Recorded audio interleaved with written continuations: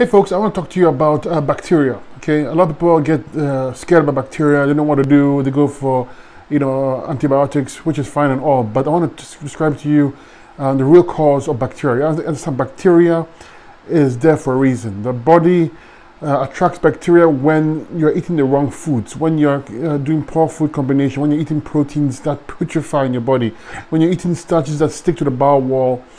This encourages bacteria because bacteria are the trash men of the body. They are there to break down acids, metabolic waste, and they're there to remove waste that you cannot get rid of because you've been eating the wrong food for the species.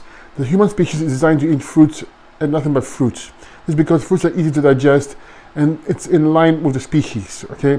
So when you eat a 100% fruit diet, you're not going to have these issues, bacterial issues, because the bacteria has no reason to be there because the body is clean and everything is flowing nicely.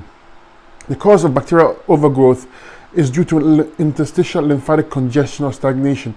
This means that in between the cells, there's blood and there's lymph. The lymph is not moving properly anymore. It cannot remove waste, and it creates a breeding ground. The terrain is created for these bacteria to be there. So if you want to fix this, you have to go on 100% fruits.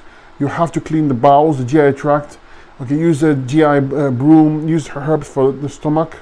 Get the kidneys to filter, because if the acids can't leave, those acids interstitially will remain and burn tissue, organ, and glands.